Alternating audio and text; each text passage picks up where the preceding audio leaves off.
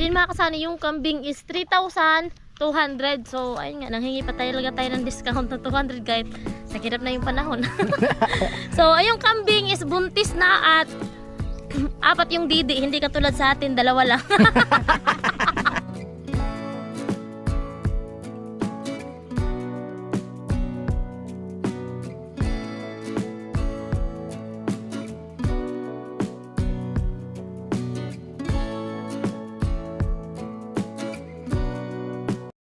Siya yung tao na handang tumulong sa nangangailangan. Hirap ng buhay at pagsubok man ay naranasan. Nagsumikap makaaon ng narap lahat ng alon. Siya si Sanay Parason, natubong ka na mas matik. Isang tao lang maghirap pero may pagsusumikap. Isa din sa may pangarap na tumulong sa mahirap. Sa simpleng paraan naghahati ng kasiyahan sa mga kababayan at nahihirapan. Hatid niya ay saya kasama ang munting ayuda para sa...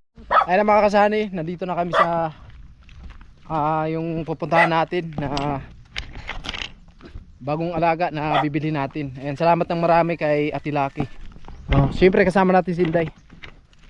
So dito, yung mga nakatira dito mga kasani, mga pinsan ko po yan. At yung bahay ni Karot, yung biyanan ni Karot nandun po sa unahan. Okay. So iniwan lang namin yung service namin doon.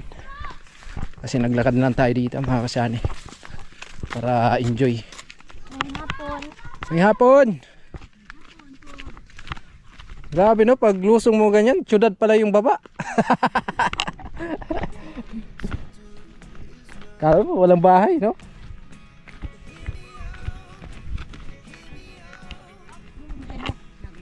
Pablis eh, pablis. Si Bingkay, pinsan ko mga kasani. Si Yaya.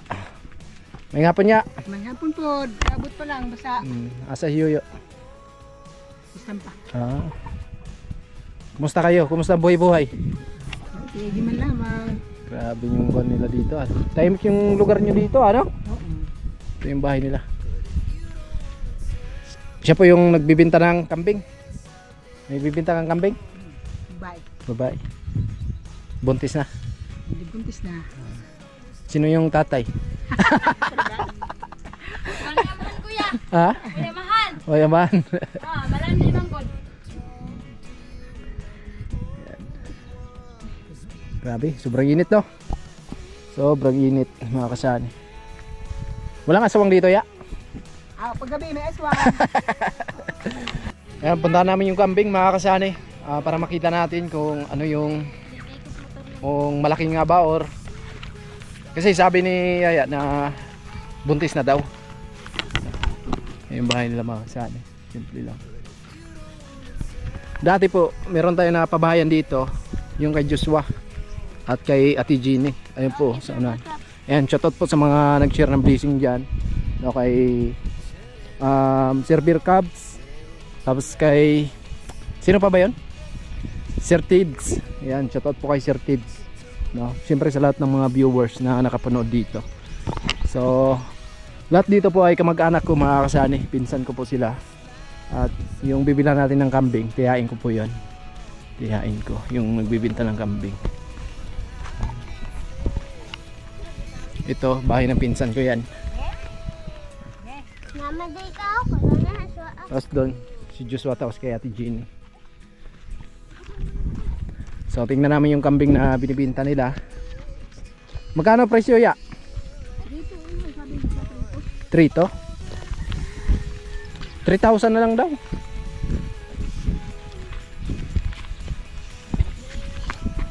Ayan lahat yan, 3,000? Ay pwede. Ang dami ha.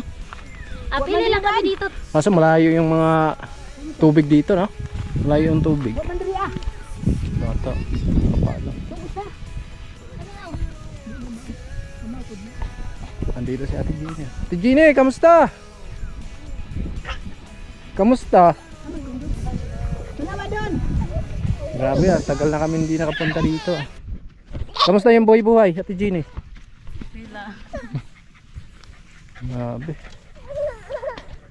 Wala na pala. Ako na pala yung bahay nyo, no? Butas-butas na. Butas-butas na yung pabahay natin sa kanila, mga kasani. Yan, shoutout po kay Sir Beer Cubs in Sir Tids. Okay naman kayo dito? Si Jenny. Ito yung kanyo, binabasag? Graba? Graba kayo.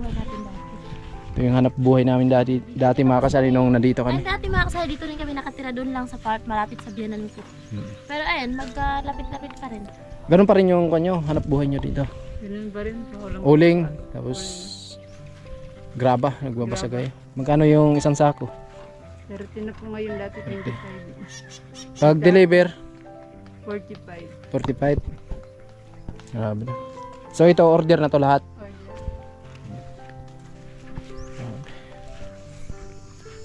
May ilang taon na kayo dito, Ate Jenny? Ilang taon na to mula nung napagawa namin? Ha? 4, 3. Parang ano na po, 4. 4? May apat nung isang araw lang. 4 years na, mga kasaan. Years na hanggang bahay. Grabe no? Matibay pa rin. Tibay pa rin po. Sa loob. Shout out kay Sir Bergams. Thank you po talaga, sir. Bungga, nung una po na turn over natin to sa kanila. Isang kambing tsaka isang baboy yung kinatay. Grabe. Napayak talaga si Ate Jenny. Grabe. Okay naman kayo dito, Ate Jenny? Okay naman po. Kaso ano na po, medyo na po kasi matagal na. So 3 na yung anak niyo, no? Opo. Babae, lalaki. Ilang babae? Isa lang po, dalawang lalaki. Ang daming kambing ah. Pastuhan. Pero hindi sa kanila lahat to, mga kasali. Kumbaga naghalo-halo lang. Ay nane. Ay ito oh. 4 yung didi ah. Ha? Grabe no. Ay mga kasali, titingnan natin. Yan na lang Madami. lahat bilhin natin Ito lahat 3,000. Ate Laki, yan na lang lahat bilhin. Anak, ito ang laki. Ito Ate Laki oh. Ano, ang laki. Oh. Isang kambing. Kala ko lalaki yan. Saan yan? Yun oh. Yung anak isa ba ang laki? Tignan mo yung mga baba. paa. Ito. Ito pala, mga kasani oh. 4 yung didi niya, no? So ibig sabihin, pwede siyang manganak ng 3, no? Pwede siyang manganak ng 3. Ano yun, ibang grupo din po. Ayun. Ito yung mga lahing ano. Ayan, yan Ate Laki yung nahuli. Yan po yung ibibinta. Dami ng kambing ha. Pero hindi sa inyo lahat to. No? Maganda talaga mag-alaga ng kambing dito kasi pastuho. Ito anak niya to. Ya, itong dalawa. Isa lang yung nanay. Ayun po Ate Laki. Ganda tingnan. Ito po Ate Laki oh. Ayan. Ayan, yung umiimik.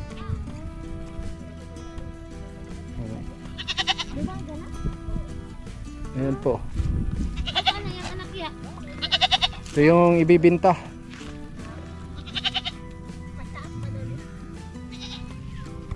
Ayan na. Naghahanap siya.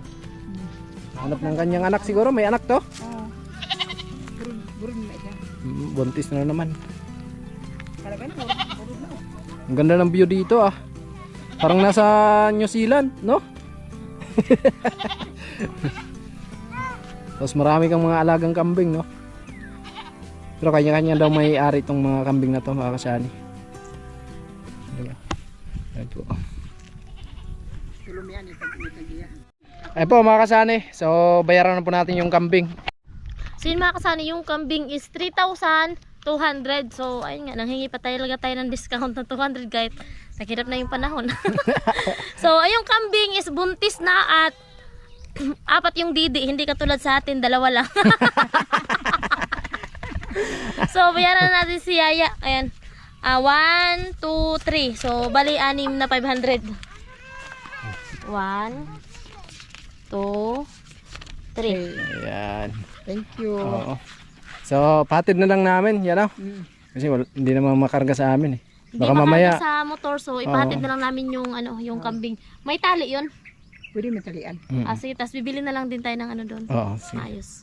Ayan, so nandito na tayo sa bahay mga kasani at galing tayo dun sa tiyain ko at nabili na po namin yung bagong alagaan natin dito sa bukid at salamat ng marami kay Ate Laki. So bali, maulan yung panahon natin ngayon at yung mga alaga nating kambing. So kanina nandito yun mga kasani. Yan, pag maulan kasi dito, pinapakawalan ko sila para sa ganun ay makakain sila ng maayos, mga kasani. Pag nakatali kasi pag ganito yung panahon, so kawawa yung mga alaga natin kambing, kaya pinapakawalan lang natin sila para sa ganun ay makakain sila ng maayos. So mamaya abangan nyo po, mga kasani, darating po yung isang alaga natin na nabili natin doon, no? At nadagdagan na naman yung mga alaga natin dito. Ay mga kasani, ito na yung bagong alaga natin. Yan, ito na yung nabili natin, no? Yan po, babae po yan, mga kasani. So ayan, bali 3K po yung naibayad natin ito. Yan, salamat kay Ate Lucky sa tiwala at suporta. Yan, sa pag-aalaga sa papaalaga niya ng kambing sa atin. Ayan, paparamihin natin to. Kung sakali magbakasyon si Ate Lucky dito sa Pinas, dito sa Burias, so ayan, dadami na yung mga alaga niyang kambing dito sa amin, diba? Yung dalawang alaga natin dito is yung isang inahin, nanganak na po yun, no? Tapos yung isa hindi pa, yung si Barracuda, mga anak pa lang yun kasi malaki na yung kanya, yung tiyan, buntis yun, mga kasani. Diba? May bagong alaga na naman tayo na nadagdag, mga kasani, dito sa bukid. Okay, so talian lang muna natin to dahil baguhan lang siya dito, mga kasani, at hindi natin pwedeng pakawalan natin yung dalawa. So sanay na yun dito, pag masama yung panahon dito sila tumatago yung bahay na yan, mga kasani, bakanting bahay po. Salamat ng marami, Ate Lucky. Mga kasani, punta po natin yung mga alaga natin dito. So pag tuwing hapon umuwi sila dito, mga kasani. Ayan, nandito na sila. So ito yung bagong bili natin. Tapos ito yung dati, si Itim. Tapos yung si Barracuda, yung malaki, no? Ayan. So yung isa hindi na sa amin yan. Yung isa hindi na yan sa amin, mga kasani. Yun lang, si Barracuda. Tapos ito yung si Kabang, mga kasani, or si Itim, no? Ito yung bibi niya, mga kasani. At yun, malaki yung tiyan nito, mga kasani. Hindi ko alam kung baka dalawa yung anak nito kasi sobrang laki ng tiyan niya, mga kasani. Malapit-lapit na itong mga anak, mga kasani. At ito yung bago natin bili, mga kasani, no? Bagong alagaan natin dito sa bukid. Ayan. So medyo mailap pa lang siya, so kaya talian na muna natin, no? Yan, si Itim hindi lumalayo yan sila dito. Tapos si Barracuda, yan, kaya pinakawalan lang muna natin dahil kagaya ngayon masama yung panahon, panay ulan dito sa amin, kaya yan. So ito si Itim, oh. Malaki na yung bibi niya, mga kasani. Malaki na yung bibi niya. Ito hindi to sa amin, nakikituloy lang din yan dito.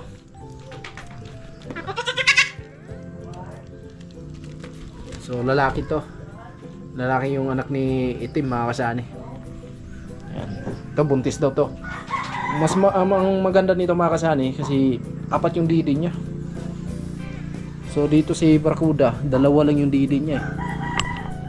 Parang 2 sigurong anak nito kasi sobrang laki talaga ng tiyan. Buyag. Ayan. Magalaw na yung bibi niya, eh. Barracuda, huwag kang lumayo, ha. Dito ka lang, ha. At dito ka rin, mga anak, para sip yung baby mo. Ayan. Yan na po, Ate Lucky. Ito yung mga alaga natin. Ayan. Pag nanganak to, tapos si Barracuda, so unti-unti na dumadami yung mga alaga natin, mga kasani. Ayan. Okay. Kaya may plano kami na gagawa kami ng kubo ni Inday pag natapos-tapos yung project natin doon kay Ramel, no? Para sa ganun ay pag masama yung panahon, meron silang masisilungan, mga kasani. Yan po.